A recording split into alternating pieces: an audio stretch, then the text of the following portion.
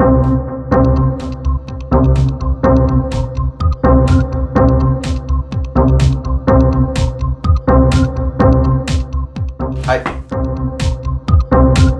This is one of my earlier pieces for the over-reliance on technology. Okay. And basically it's how not only do we have the constant expansion of technology out of the source, which is the light bulb, but it also shows how at the same time it's melting both our brains in a way.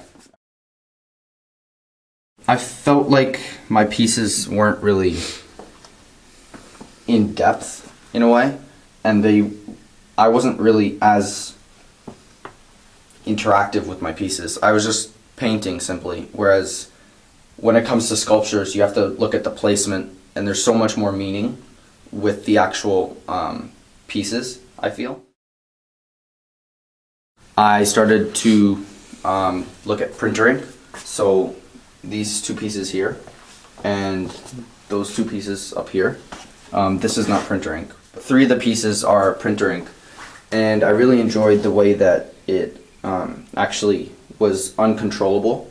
And the use of printer ink was actually a mistake, where I dropped some on the board and I tried to pick it up, and it ended up running down in this line, which is, in a way, this line is slightly distorted, but I started experimenting with it, and I ended up really enjoying the way that the lines were completely out of my control, which made the piece just that much better. For example, especially in this piece, the yellow began, I wasn't expecting this, but the yellow began to instantly infect, in a way, the blue lines, and there's massive amounts of distortion. So I ended up making my only set piece here.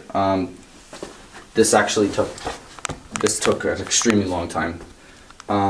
There's a lot of detail that went into this, but the general meaning behind this piece is that technology starts exactly from the center, which we can see from the centerpiece, and as it spreads outwards, both to the left and the right, the lines, the density of the lines become thicker, and we can see a darker amount, a larger amount of blackness, showing that it's slowly overtaking us.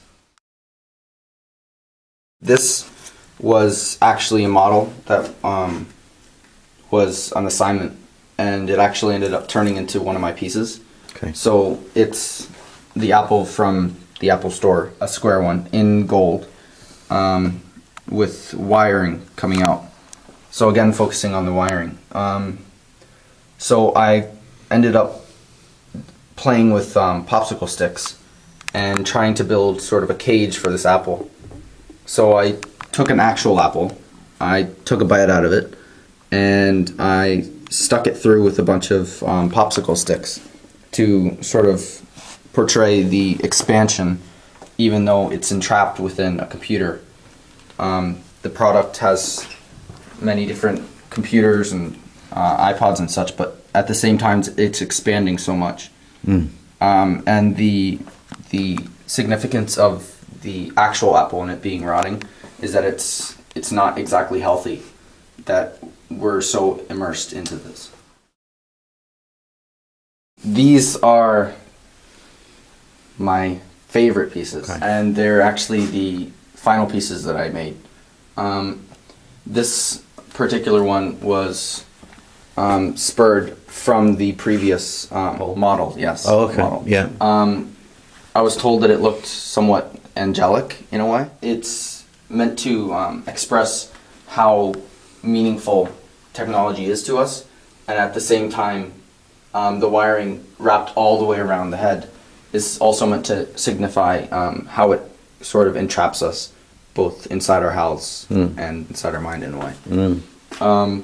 This piece to the right was inspired by my father, and many adults actually. It was made to show the confusion that can come from working such a quote-unquote simple machine. Piece all the way to the left is both signifying the integration of the emoticons and music. This specific one was created during my time when I was looking at Distortion, but at the same time, this was probably one of my favorite pieces to make because it required me to take apart a lightsaber. This head, it again sort of signifies the same idea as that I was trying to get with my silver pieces, on that how from a single point technology is constantly expanding and just trying to take over everything.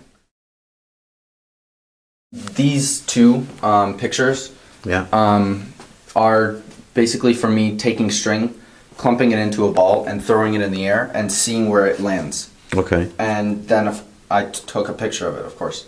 But in order to distort it further and to really make it not even look like string, I put it into Photoshop and I edited it a little bit. Okay. So we can see sort of how the photograph is clearer here, whereas over here it's more fuzzy, which is the exact reason that I picked this photo, because it shows the difference between the depth perception and how it can change how clear the photo is. Yeah.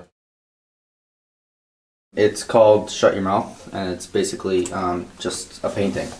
When I started out my visual arts course, I wasn't really sure exactly what I was wanting to explore. Yeah. So I had an idea about change and the way things have changed from the old to the new, and that ended up evolving over time. But this piece is specifically about childhood, and it's one aspect of childhood. I was scared of monsters when I was scared, so this is supposed to represent that fear and where I've come from and where I've ended up. Probably the realization that every choice, even not making a choice, is a choice. So, for example, by not changing the background on one of my pieces, that was a deliberate choice. And I need to be making more choices about what I do and what media I'm using and what styles I'm using.